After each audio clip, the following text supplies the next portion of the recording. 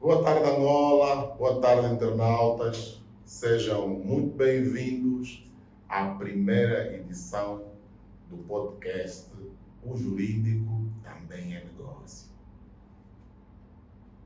Isso diz-vos alguma coisa? Como dizem nossos amigos brasileiros, faz sentido? Eu creio que sim, por isso é que estamos aqui e por isso é que você está aí do outro lado, atento a este momento. Olha, eu sou o Meirinho Seca, sou advogado e trago um convidado muito, mas muito especial. Você é jovem que montou uma startup ou pretende criar, você é um empreendedor que não formalizou o seu negócio. Se ficar conosco até o final, vai perceber como fazer para não ter problemas com a AGT, com o Ministério da Justiça, ou mesmo até com o CIP, ou com os famosos fiscais. E agora também a NIESA. Por isso, sejam bem-vindos a esta primeiríssima edição do mês de julho, no dia 7, que, por coincidência, é o mês de aniversário do vosso apresentador e também do convidado. Feliz coincidência. Por isso é que estamos aqui para fazermos uma viagem pelo jurídico, pelo empreendedorismo jurídico. Afinal, o que é isso? Há em Angola muitas versões a respeito deste tema. Alguns dizem que as empresas de advocacia, os escritores de advogados, são empresas, uns dizem que não. E o convidado que trazemos para essa edição nos vai ajudar a compreender como é que isto funciona. O nosso convidado, eu digo-vos em primeira mão, um homem de 1000 ofícios. E, adivinhem, vocês moram em Luanda, uma cidade tão complexa. Doutor Henriques Ngoloma, bem-vindo. Obrigado. Não sei se... Boa tarde. Boa tarde. Bom, aqui a sala está escura, mas nós temos o sol faz viver. Aos nossos telespectadores, ou a nossa audiência, né?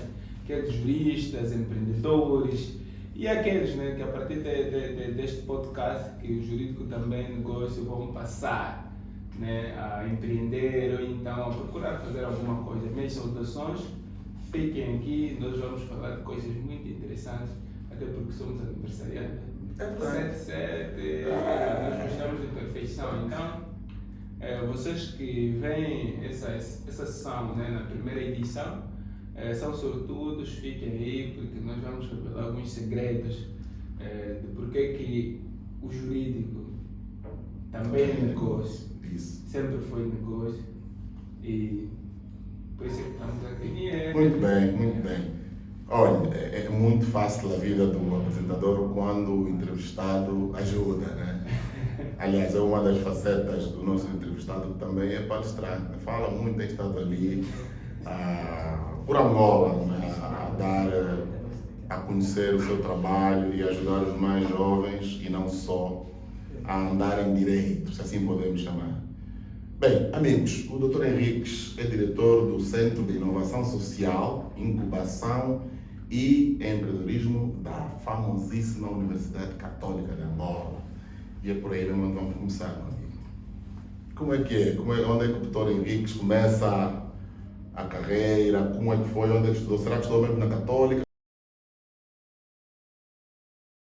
A nossa conversa. Essa questão é boa. Dar nota antes do Dr. Henriques responder que este espaço foi desenvolvido para tertúlia, para conversa, não é propriamente um modelo fechado em que o entrevistador faz perguntas e o entrevistado responde. Vamos interagir com comentários, com perguntas e vice-versa. Debater. Certo. Bom, estou com estas vestimentas mesmo para fazer a estreia, né? Aqui uma coisa bonita. Mas tudo isso não seria possível sem os nossos patrocinadores. Temos aqui na imagem o restaurante Mel X, que nos serviu há pouco tempo um café com cheirinho. É o nosso patrocinador principal. é o colaborador do projeto. Aos senhores desta empresa, deste restaurante, quero expressar os nossos agradecimentos por este momento. Temos outros. Temos também a empresa de segurança privada, a Meu Seguros. Também a eles o nosso muito obrigado pela parceria, pelo apoio que estão a dar a este momento para podermos partilhar com os nossos telespectadores, internautas, este momento. Temos mais. E por fim temos a Luz ao Mel, que é um grupo que tem 2 ou 3 segmentos de negócio, dentre eles o serviço de entregas, que é algo que Luanda é uma cidade realmente complicada, por vezes levamos 2 a 3 horas para deslocarmos de um lugar para o outro. Então, este espaço, este momento, este podcast foi possível pelo apoio que estamos a receber dos nossos parceiros, a quem expressamos a nossa profunda gratidão. Agora sim, chegou o momento da conversa com o Dr. Henriques. Uns dizem que estudou na Universidade Agostinho Neto, outros dizem que estudou na Universidade Católica. Dr. Henriques, o que é que pode partilhar com a nossa audiência sobre o seu bilhete de identidade? Adiantar já em casa, o Dr. Henrique é casado, né? As meninas gostam de mandar mensagem no off. Eu tirei o Dr. Henriques hoje, domingo, de casa, quero que ele regresse completo. Só uma parte para quebrar o gelo. Dr. Henriques, a palavra é toda sua. Seja bem-vindo mais uma vez. Obrigado. Eu agradeço, Dr. Seca, pelo convite e por me dar esta oportunidade, né, de inaugurarmos esse espaço, não só pela coincidência, né, da data dos nossos nascimentos, mas também porque partilhamos muitas coisas em comuns. Uma delas é de percebermos que desde o início o jurídico é negócio, e eu penso que é aqui onde nós vamos começar. Eu estudei na Católica, entrei em 2013, fiz licenciatura em Direito, especialidade Jurídica e Econômicas. E durante a minha licenciatura, eu como sempre pensei em ser grande, né? A minha mãe dizia sempre, ser grande. Então, eu não se conforme com as circunstâncias e isso fazia-me confusão. Na universidade eu olhava, via que faltava sempre alguma coisa. Certo. Então eu disse, por que nós não criamos aqui algum espaço que antecipe a experiência laboral enquanto estudamos? Foi assim que surge o FOCAN, um projeto que visava, no fundo, antecipar a vida prática na universidade, porque nós percebíamos que o nosso ensino era predominantemente teórico, pouco prático. Você podia terminar a licenciatura, ir para o mercado e aprender como se nunca tivesse estudado. Isso fez com que nós criássemos o FOCAN. O FOCAN deu lugar ao que é hoje o Centro de Inovação Social, Incubação e Empreendedorismo, que eu sou diretor. E a minha história no UCAN, eu sou jurista, que parece que não é jurista, porque fala de muita coisa que não é jurídica, que as pessoas pensam que não é jurídica, e mesmo hoje, e por isso é que esse podcast introduz aqui um debate interessante, uma conversa, um diálogo interessante, porque é um diálogo do princípio, né? Do princípio. Nós temos brincado, Deus é jurista. E o grande negócio é a regra.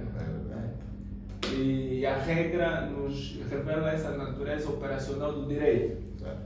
E não tem como nós não encararmos, não enxergarmos assim um negócio no jurídico, porque a natureza do direito feito, assim, a presença do advogado desde o início sempre esteve associada a ações, a atividade. E toda atividade no mundo tem um impacto econômico. E se tem um impacto econômico é porque é negócio. E eu penso que é aqui onde nós vamos rematar o início da nossa conversa, porque desde o início, desde que o mundo é o mundo, o jurídico é que garantiu a segurança dos dinheiros, a movimentação, a transição dos dinheiros. O grande problema que nós hoje temos, e foi o que fez com que nós criássemos esse centro, que eu sou diretor hoje, o nosso grande foco é a educação empreendedora. Nós hoje temos a plena convicção de que podemos qualificar qualquer profissional em termos de desenvolvimento de competências através da educação empreendedora. Por quê? Porque um dos grandes problemas que faz com que às vezes nós tenhamos certas profissões como letras mortas ou diplomas mortos, né? Eu tenho o valor, mas eu não consigo converter esse valor em habilidade. Eu não consigo converter este valor, por exemplo, uma licenciatura em Direito, em saber fazer. Nós temos licenciados que não sabem escrever um artigo. Temos licenciados que não sabem fazer um enquadramento, quer dizer, subsumir o facto da norma. Quer dizer, ele fala mais no detalhe, tem o latim, complica as coisas. Quer dizer, ele quer falar para eu que sou jurista, em vez de falar para o cliente. O cliente quer entender a linguagem simples. O cliente, ele entende aquela linguagem que para o meu colega jurista, seca, vai pensar que eu sou burro. Ou quando vou para a televisão, eu não fico aí a falar de não sei o quê, enquadramento, não sei o quê. Eu não vou dizer os pressupostos jurídicos, ou do ponto de vista hermenêutico, do latim, não sei o quê. Tudo isso é como se eu quisesse fazer um show para os meus colegas, que são juristas, né? Para verem que eu estudei, que eu sou bom, mas eu não. Quer dizer, do ponto de vista prático, o problema algumas vezes reside aqui. Reside aqui porque nós vendemos o que não é direito. Muito bem, Teóricos. Sim, senhora. A primeira pergunta muito bem respondida. Indo aqui para o seu percurso, na investigação que fizemos, percebemos que nos últimos 5 anos acumulou uma experiência diversificada como professor, como mentor de startups, formador, também autor. Esta é a parte que mais me interessa, porque eu procurei por todas as livrarias de Luanda, Colônia, encontrei. Pois, já lá vamos para a questão do livro. E como é que é, doutor? Mora em Luanda. Exerce cerca de, aqui eu vejo na minha cábula, cerca de 4 ou 6 funções, e algumas posso mesmo dizer profissões ou subprofissões. Do ponto de vista operacional, como é que consegue desencilhar-se dessas questões, cumprir com os horários, entregar com o tempo certo as tarefas que lhe são incumbidas?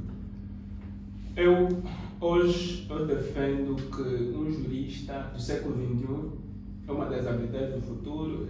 Quem está nos acompanhando, a ponte já é isso.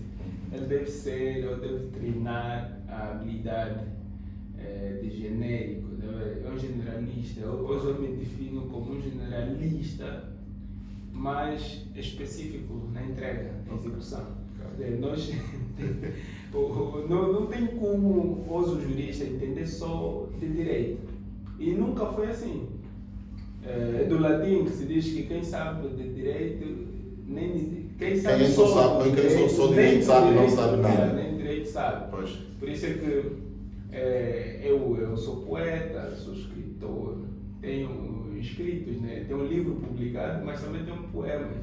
Faço spoken word, escrevo, tenho artigos assim, que escrevo com regularidade em jornais como Economia e Mercado, sou professor, sou formador, e também sei dizer não, estudo.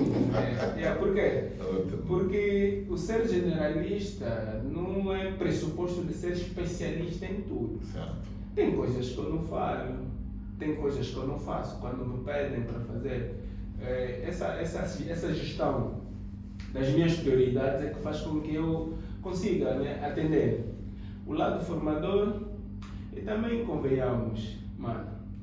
É melhor que chame assim. Tranquilo, não, isso é uma conversa informal, não dá muito mais. Nesse país, trilhar um caminho assim, de valores, princípios, que eu defendo, porque o meu livro é sobre liderança responsável. É uma perspectiva ética que eu trago. E a ética nos ensina a buscar excelência. E a excelência humana tem pressupostos básicos como ser pontual, ser disciplinado.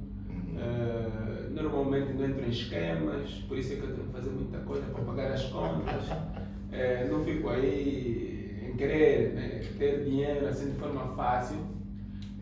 E isso faz com que nós em Angola não consigamos nos realizar assim de forma plena sobre uma coisa. Mas isso não é um pretexto para que as pessoas não se especializem. Porque no livro eu trago isso. No livro eu falo de liderança responsável, apresento princípios que fazem com que cada um de nós se conheça. Eu me conheço.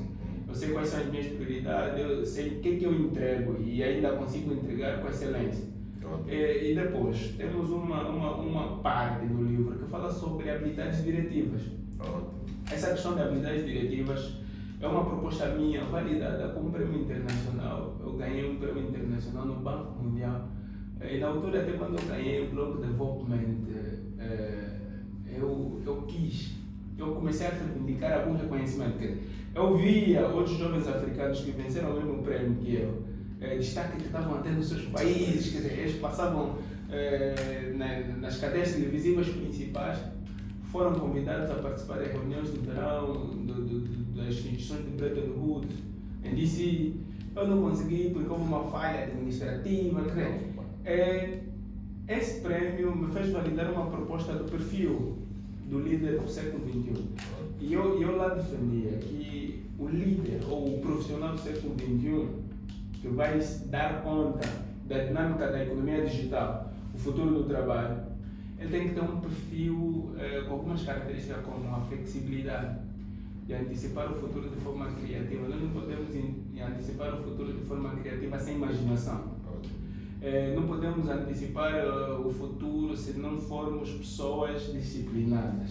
Não podemos antecipar o futuro se não lermos, termos conhecimento e convertermos esse conhecimento em saber fazer, em habilidades. O nosso ensino qualifica, mas a realidade requer competência. Por isso é que nós temos muitos licenciados que não sabem fazer nada. Todo mundo fica preso numa coisa.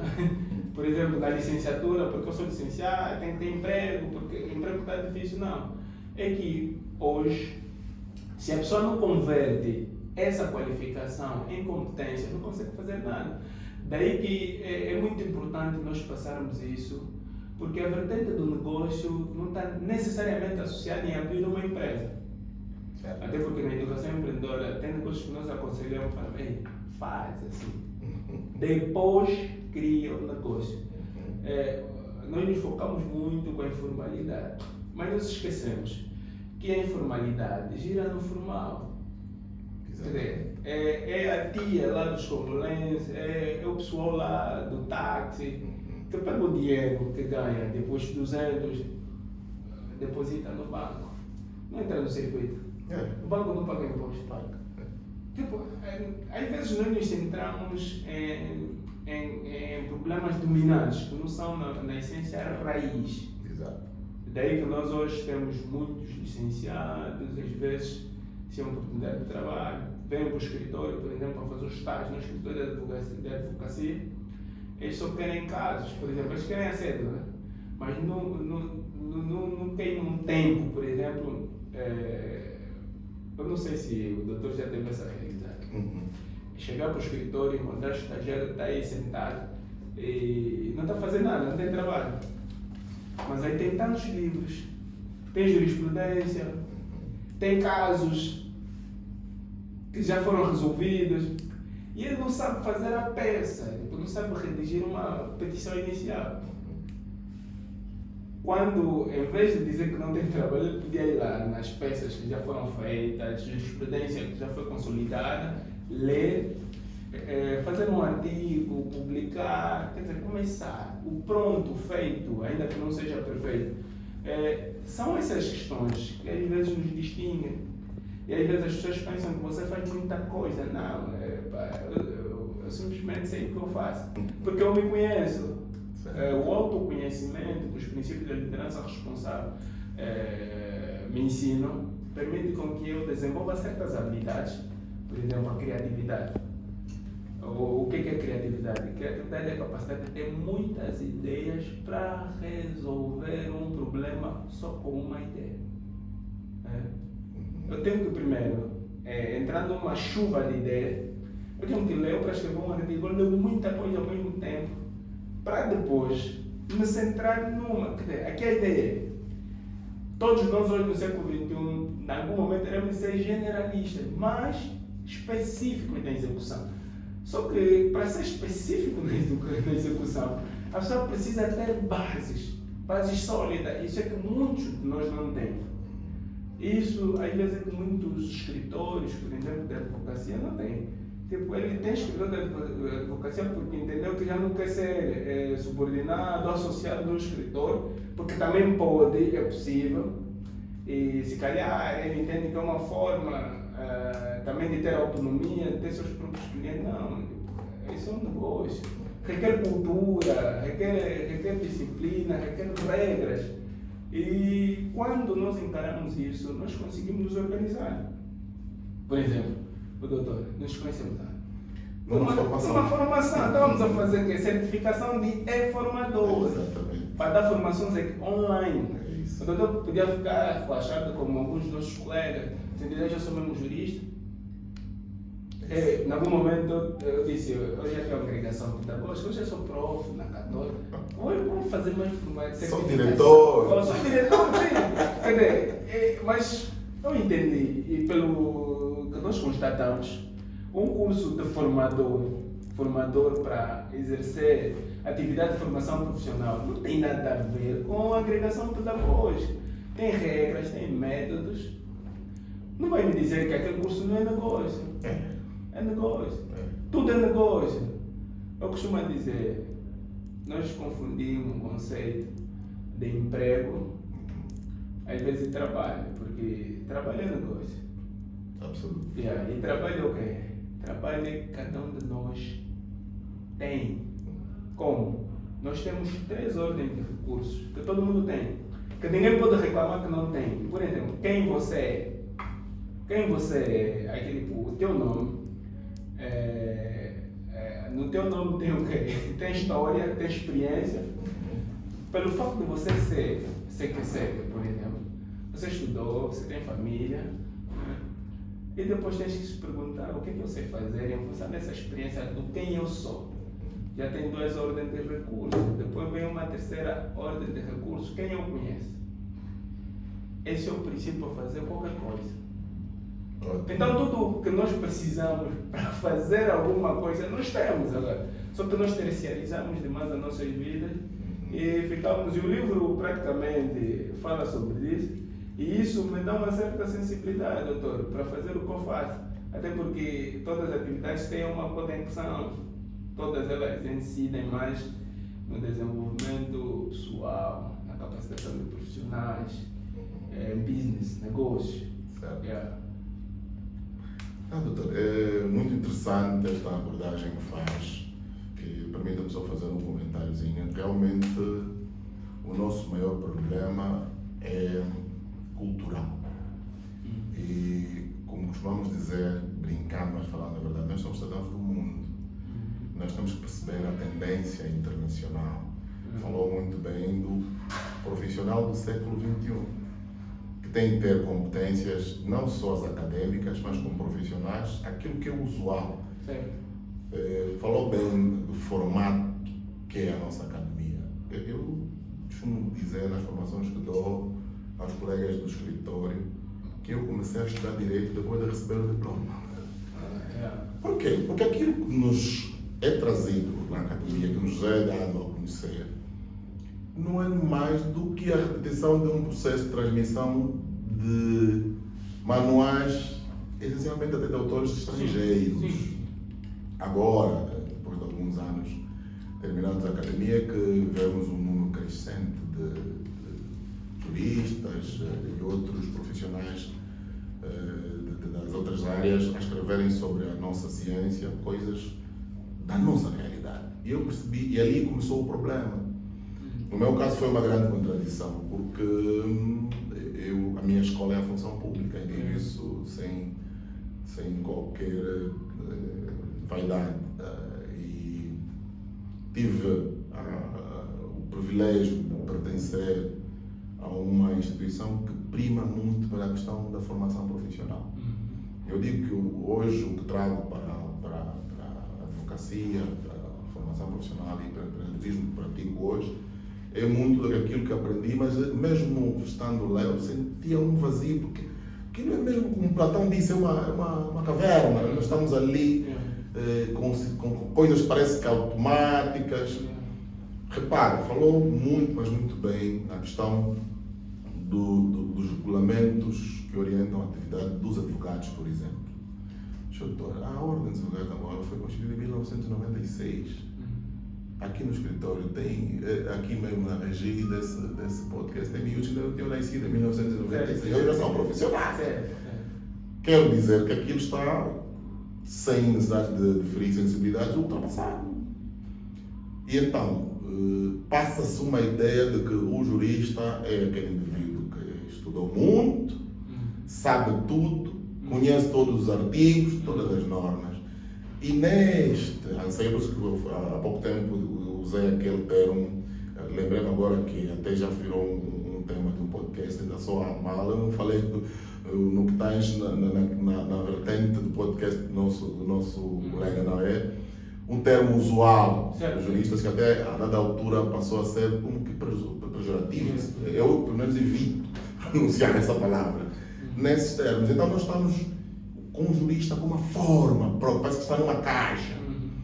O doutor dirige um centro muito importante, daí também um dos motivos para ser o nosso primeiro convidado.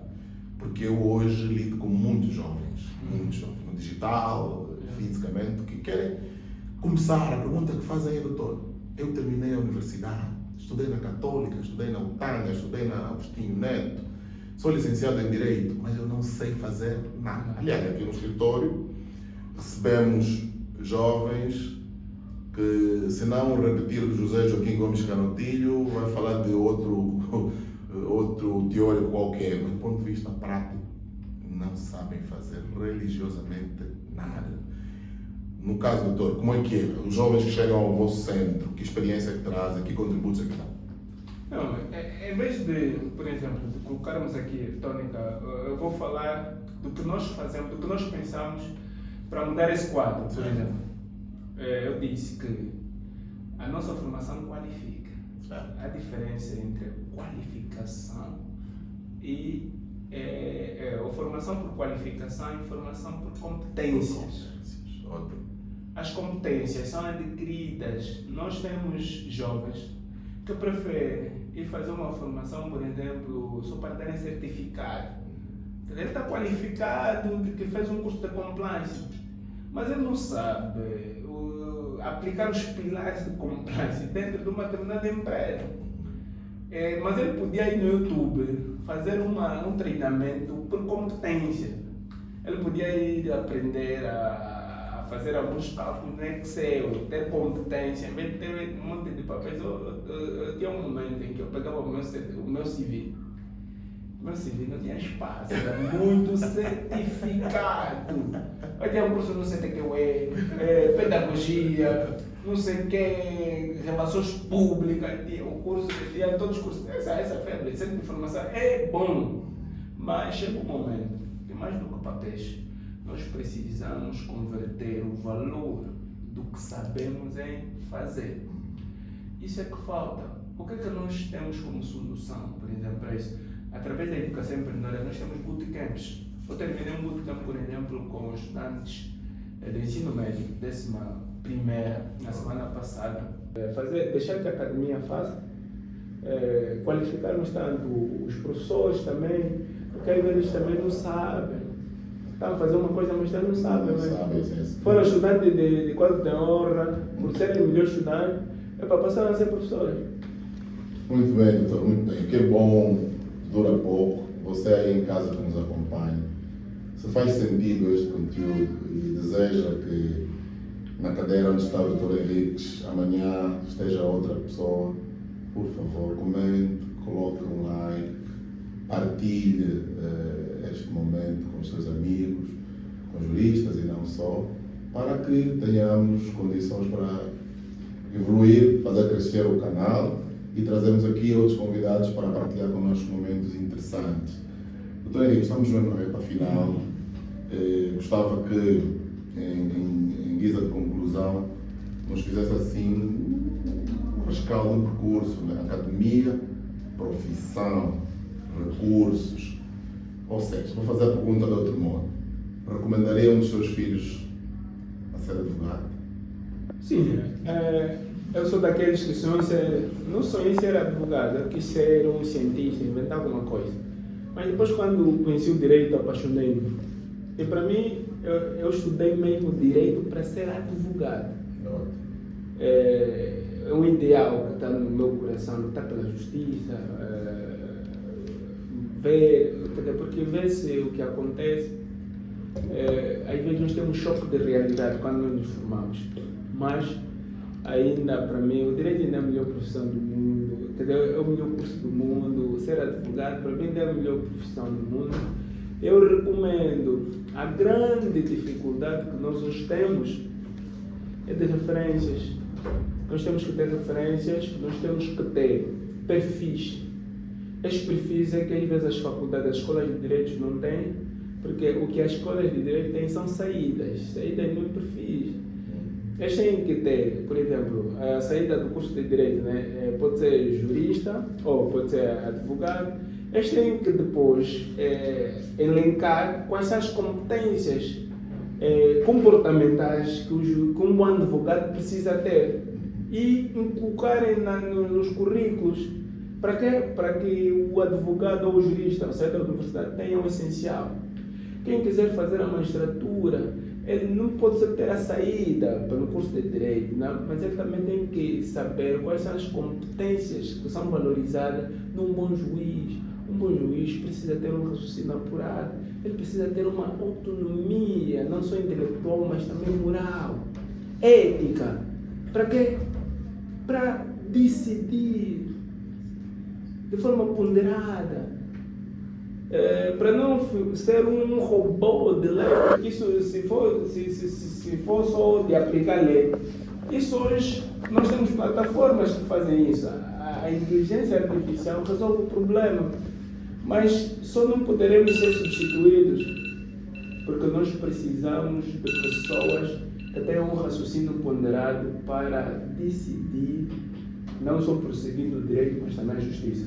Por isso, eu recomendo as pessoas não só olharem o direito ou as profissões, quer seja o advogado, o magistrado, como um emprego, mas também olhem como uma oportunidade de negócio, porque a natureza operacional do direito tem um impacto econômico muito forte.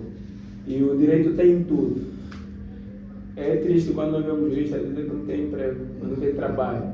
Então nós precisamos divulgar mais, precisamos estar conectados em plataforma como essa. Vai no YouTube, escreve como posso fazer direito, blá blá blá. YouTube.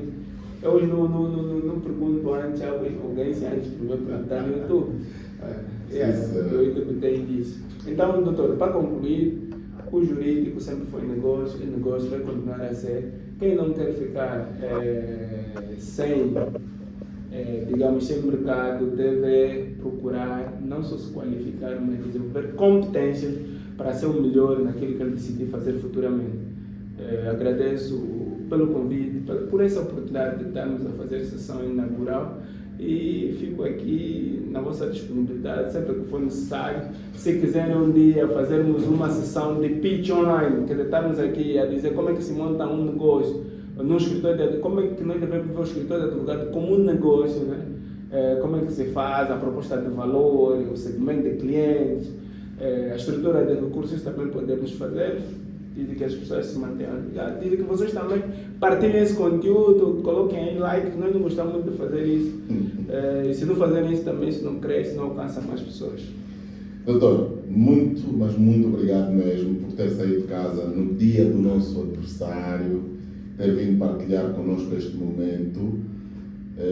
Para vocês aí em casa, o nosso agradecimento pela audiência. Fiquem ligados. Na próxima semana teremos outro convidado. Um forte abraço.